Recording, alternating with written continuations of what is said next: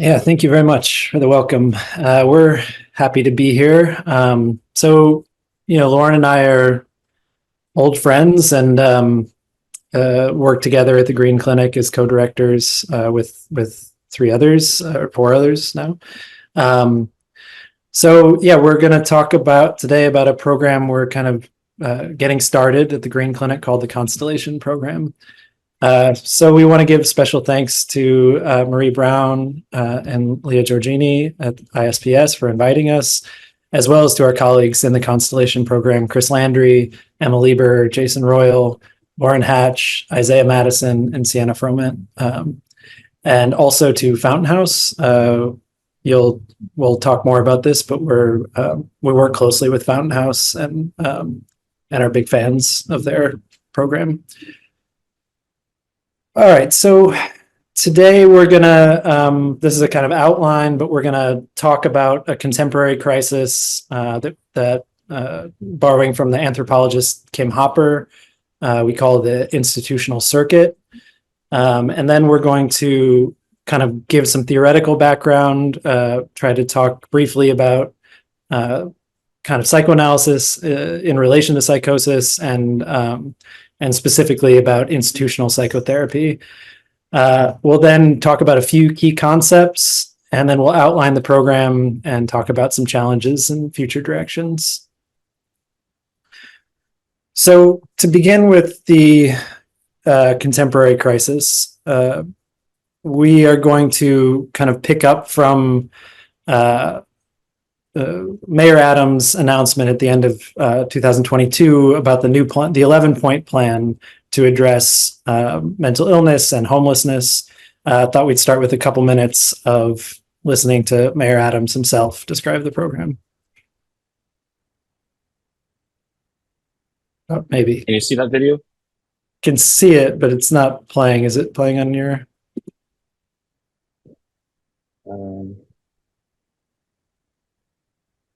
Well, okay, it's redirecting me to YouTube, but I could share the YouTube screen. Okay.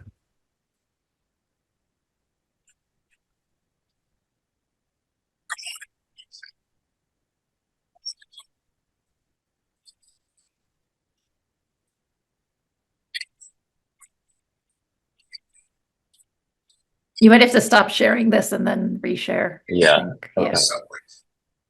In danger, bad. We see them every day. And All right, 1 second. So Lauren, there's a comment in the chat that you'll have to share sound as well. Okay, I can do that.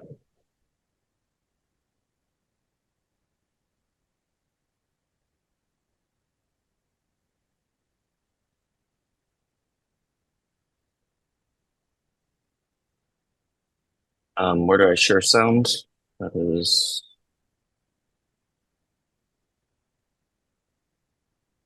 Oh, here we go.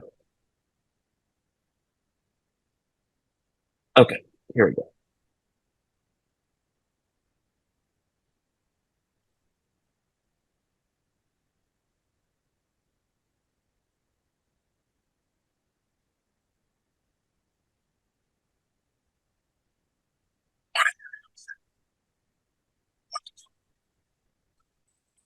I don't think sound's working, Lauren.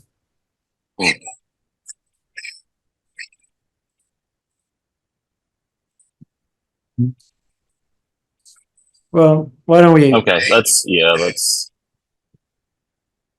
our attempts at multimedia integration have not worked. So let's move on. I'll go back to the slide.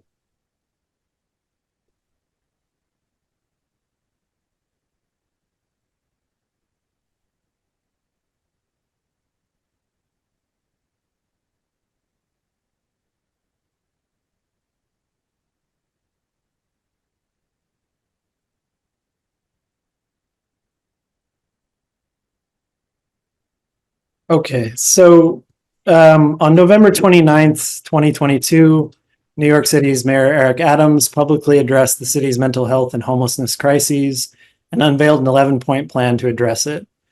So the 11-point plan identifies 6 barriers to involuntary psychiatric hospitalization and 5 barriers to assisted outpatient treatment, or AOT, and then mandates solutions for each of these problems. And I think it's important to note that all of the solutions to the barriers are achieved through a broader interpretation of existing law rather than passing of new legislation. Of course, what this means is any sort of political struggle is bypassed essentially by kind of mandating that these laws are interpreted in the broadest sense that they can be. There's an absence of political struggle, and it's obviously a carceral approach, right? The plan relies on police kind of sweeping up the unhoused, removing them from public space, and taking them for psychiatric evaluation. And then following the rectification of this crisis through inpatient treatment, identified patients will then be transitioned to outpatient treatment. But of course, as many here know, the waiting lists at community clinics are often in the hundreds and thousands. And this has led some people to kind of postulate that Adams might be sort of initiating a new age of the asylum. This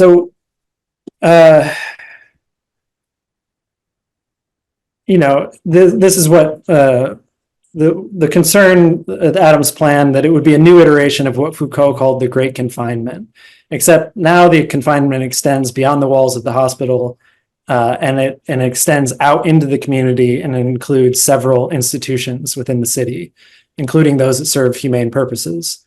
So this is what the anthropologist Kim Hopper called the institutional circuit.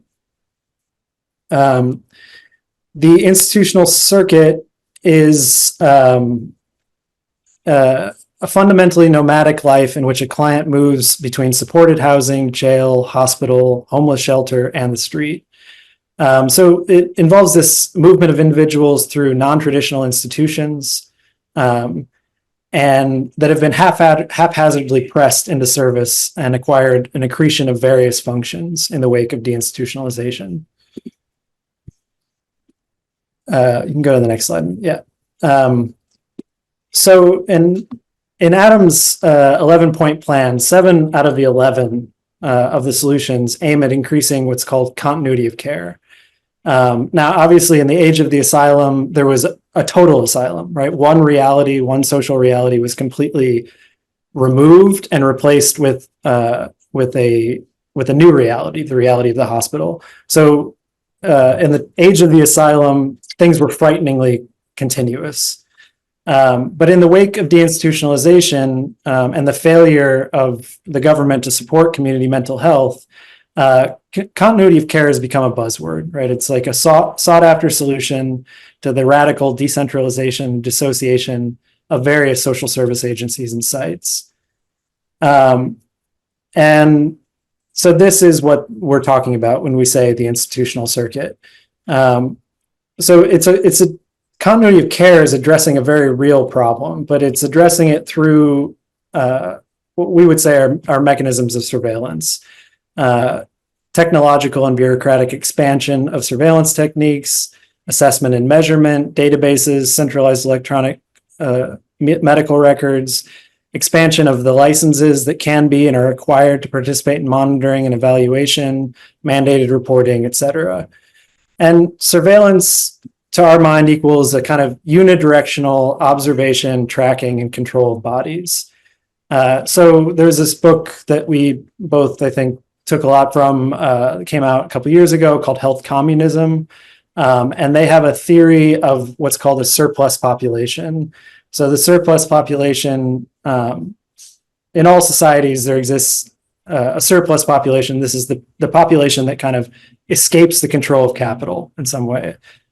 People who are not necessarily, working and paying and buying things and this sort of thing. And so while it was initially, the surplus population initially escapes from capital, it gets reinscribed and through what they call extractive abandonment. And extractive abandonment is essentially everything that kind of has to do with like the measuring, the controlling of bodies such that profit can be generated from them. But it doesn't provide anything, they say, in terms of what would actually help these people to live a life. And that's exactly what we think Adam's plan proposes. And I think like we can say that the solutions that politicians typically propose for the attendant crisis, which we take to be a real crisis, often have the effect of reinforcing and exacerbating the desubjectifying effects of this institutional circuit. Okay, so I'll hand off to Lauren now, and he'll talk a bit about psychoanalysis. Thank you. So I want to walk everybody through some of our influences, theoretical and conceptual influences. And some of this will, I think we have a very diverse audience here with different backgrounds in terms of those who might be clinicians, those who might have lived experience, family members, and so forth. So we recognize that some of the theory, might seem rather abstract, but our hope is that after sharing some of this with you and some of the core concepts we're working with, and then giving you a sense of the program that we're building, we'll be able to bridge the theory and the practice. And certainly during the discussion section, we want to hear from you all in terms of both theoretical and practical questions you have for us. So our major theoretical influences are largely within the psychoanalytic tradition, particularly the work of Freud and the French psychoanalytic tradition, specifically regarding institutional work with psychosis. This includes the work of the French analyst Jacques Lacan, institutional psychotherapy, which we'll speak to more thoroughly in a moment, the sector psychiatry developments in France, particularly in Paris, as well as really exciting and very effective developments in Quebec by the Geoffric Clinic, which we might also have time to speak about shortly. But also there's a very rich tradition of working with psychosis from an analytic and dynamic tradition in the United States. Many of you are likely familiar with Chestnut Lodge, other institutes such as Austin Riggs, the Menninger Clinic. And there's been tremendous amounts of literature, both theoretical, but also, really extensive case studies, some empirical research around these approaches that have come out of the work of analysts in the United States as well.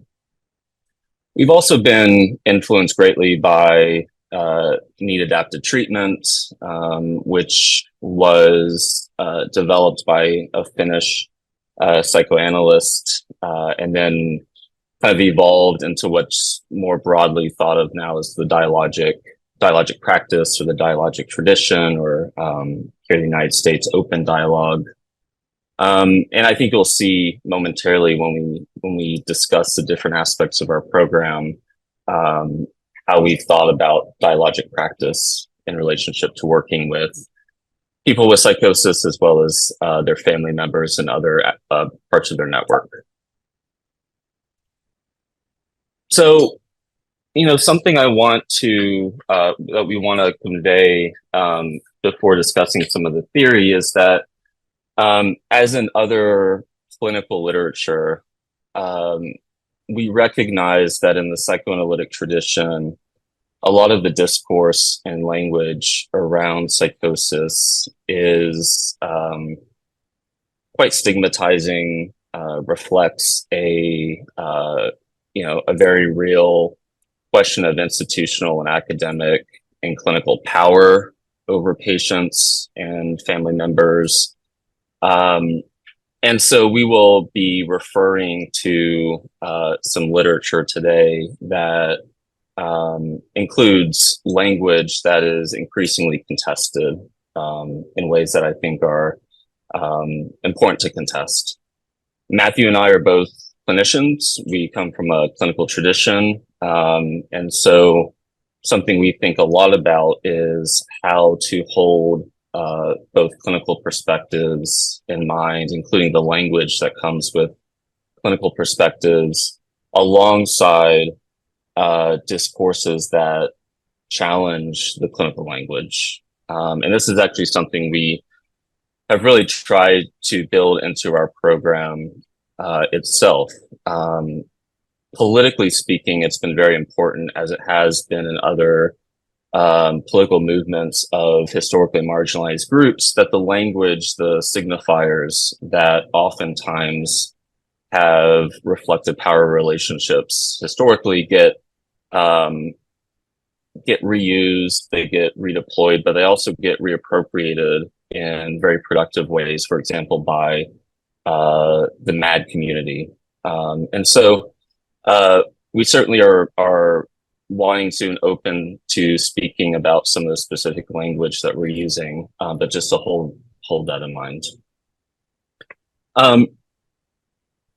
Freud published quite famously his analysis of the case of Daniel Paul Schreiber.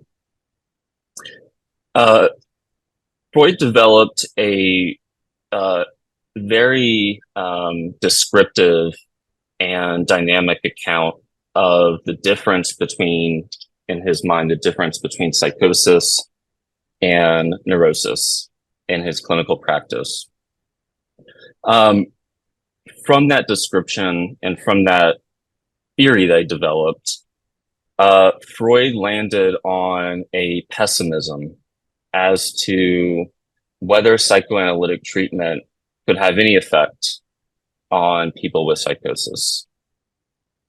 And the theory of this was that, contrary to cases of neurosis, by which we mean, classically hysteric patients, obsessive compulsive patients, patients whose main psychic conflicts were interpersonal in nature, that involved the repression of unwanted desires, fantasies, conflicts, and so forth. For Freud, in psychosis, there was a kind of radical turning away from reality. And in turning away from reality, something that was unbearable from reality was replaced by what are known as symptoms of psychosis, hallucinations and delusions and so forth. But because Freud saw psychosis as being a kind of extreme turning away, he felt that patients with psychosis were unable to develop transference with their analytic therapists, as well as other people. Meaning that for Freud, psychosis was profoundly asocial, both in one's relationships to the world, but also psychologically asocial. And because of what Freud believed to be an absence of transference, he believed that without transference, there was no psychoanalytic treatment. Now,